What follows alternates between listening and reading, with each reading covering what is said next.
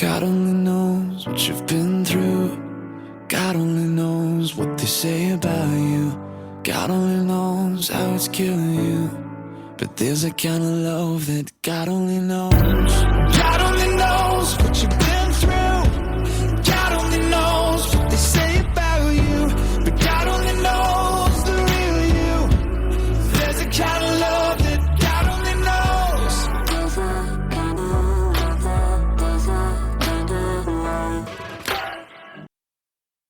Welcome to Season 3, Episode 44 of Your Journey is Not Over.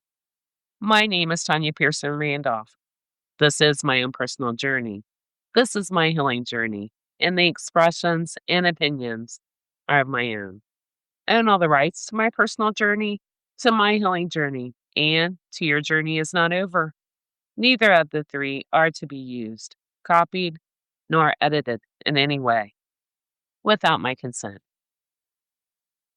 Well, as I've said before, I remember a time where I went 6 months without walking out my front door, not leaving my home at all. I found it impossible to even go anywhere with my now late husband. Looking back now, it truly seems bizarre to me. He was the one person I could trust, that I knew would never let anything happen to me, nor anyone hurt me. But after a life of nothing but pain, hurt, and betrayals on every level, not from strangers, oh no, from those that I loved and trusted once upon a time. People that were close enough to hurt me and to use my love for them as a weapon against me. If I loved them, then those could hurt me, betray me, destroy me even. And I would always find it in my heart to overlook, to make excuses for their actions against me, and somehow forgive whatever they did to me. It was a cycle that started with my very own mother and just continued on with others that I loved and trusted.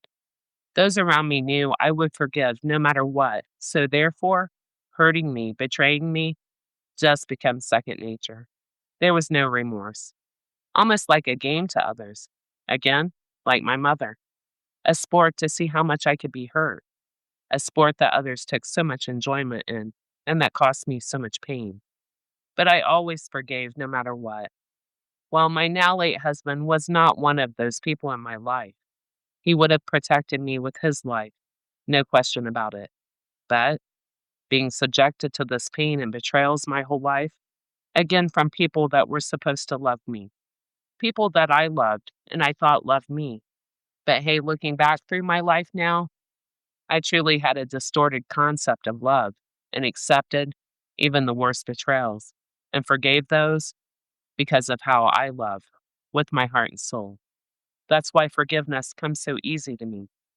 Now looking back and seeing how it became impossible for me to trust anyone except my now late husband.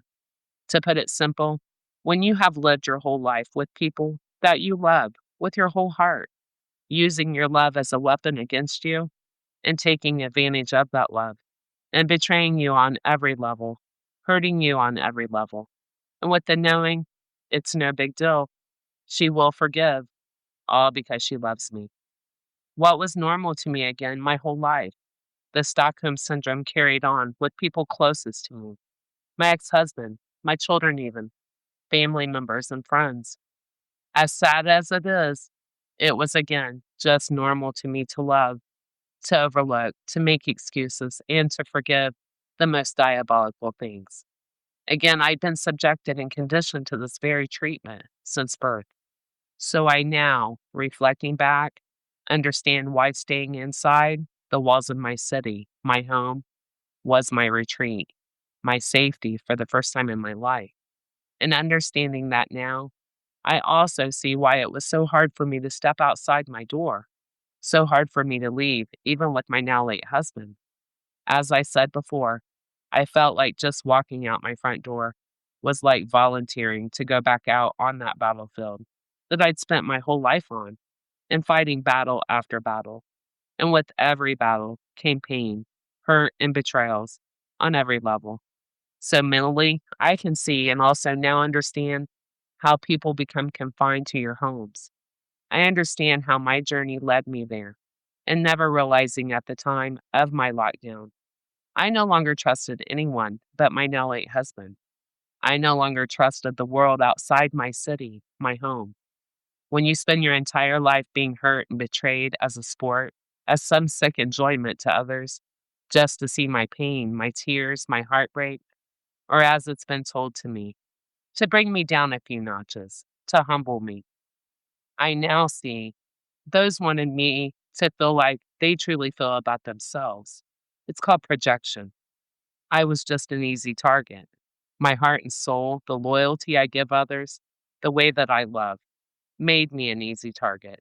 And there again, my love was used as a weapon against me. So, yes, I now see that the feelings of it being impossible to walk out my front door was all those years of never being able to truly trust anyone.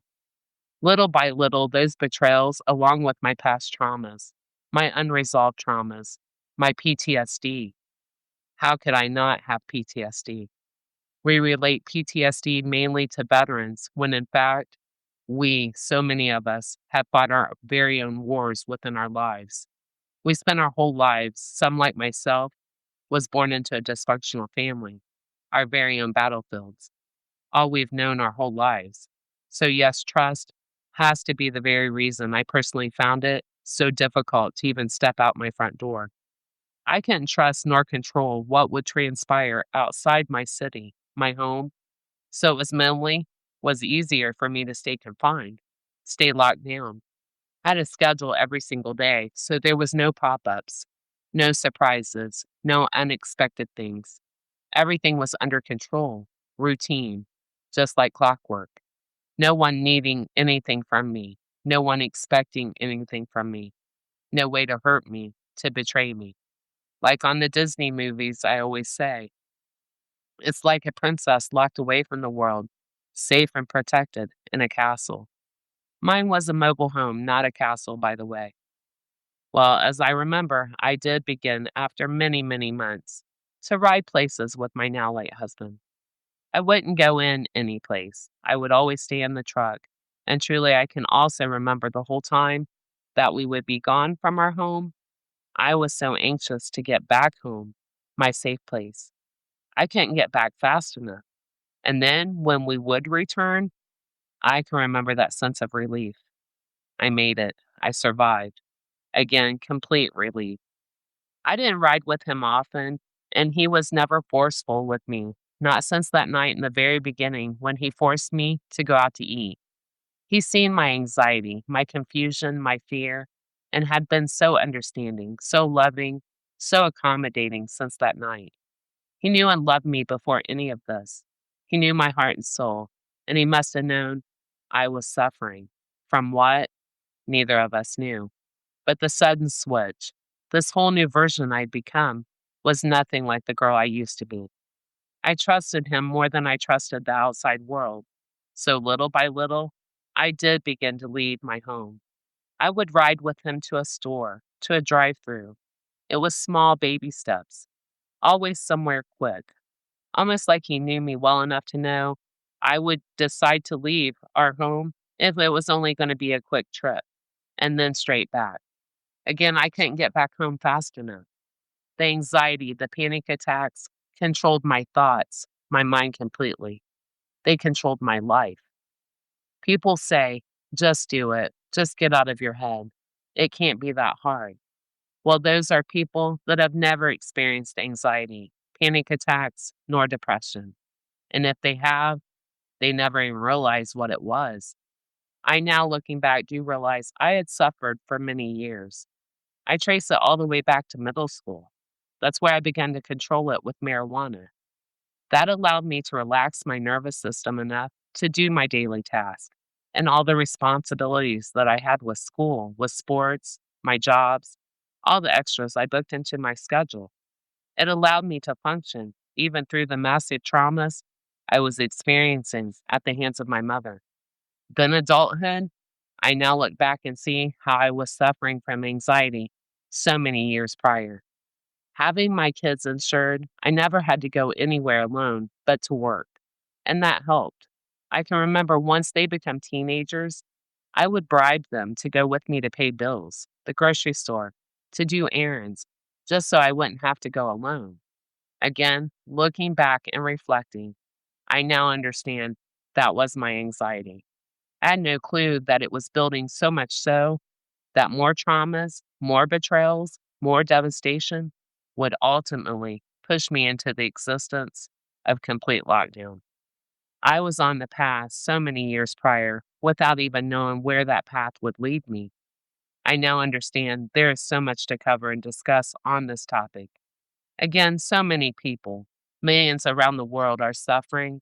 So, as I've been reminded many times, I truly need to take my time and cover every aspect of this part of my journey in the hopes and prayers that it touches and relates and it helps so many people. God reminds me every single day in all aspects of my life, too. Life is not a race, nor is healing. And for me to take my time covering and discussing these topics. And there are so many aspects to what can cause a human being to retreat, to shut down, to lock down away from the world. As I have said, I channel when I write, and I pray what I relay on each and every episode is exactly what needs to be heard.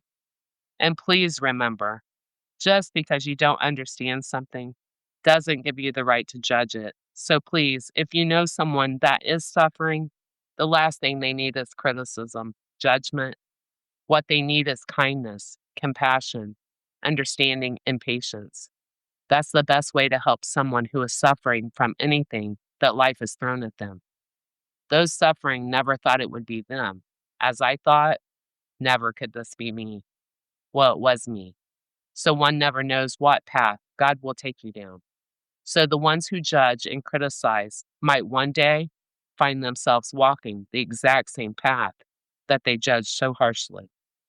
Please never judge anyone or anything simply because you just don't understand. It's not for you to understand. It's not your journey, and I pray it never is. I do not own the rights to the things I chose to share today. When you see something beautiful in someone, tell them. It will stay with them for a lifetime because most people go through life never hearing what makes them special. They only hear what's wrong, what needs fixing, what they should change. But a genuine compliment, one that sees them deeply, not just their appearance, but their soul, their kindness, their energy. That stays years later on their hardest days. They will remember someone once saw light in them when they couldn't see it themselves. So say it. Your words just might be what keeps them going in their hardest parts of their journey. These are Bible verses that inspire me and that give me hope. And I pray they give you hope too. You're going to make it, trust me. That's Psalms 2-3. I've heard your prayer. I've seen your tears. Surely I will heal you. That's 2 Kings 2-5. Jesus replied, you do not realize what I am doing, but later you will understand. That's John 13:7. Remember that I'm always with you until the end of time. That's Matthew 28:20. When the time is right, I, the Lord, will make it happen. That's Isaiah 60:22. The pain that you've been feeling can't compare to the joy that's coming. That's Romans 8:18. And I will end with this today. My prayer for you. I pray your heart finds peace where pain once lived. I pray that every doubt is replaced with quiet confidence. I pray that when you're exhausted, God gives you the strength to keep going. I pray that fear never becomes louder than your faith. And no matter what you're facing today, I pray you never forget that better days are still ahead. The best is yet to come. Amen. This concludes my podcast for today. Please join me next Tuesday. Listen in. And always remember, your journey is not over. God bless. God only knows what you've been through. God only knows what they say about you. God only knows how it's killing you. But there's a kind of love that God only knows.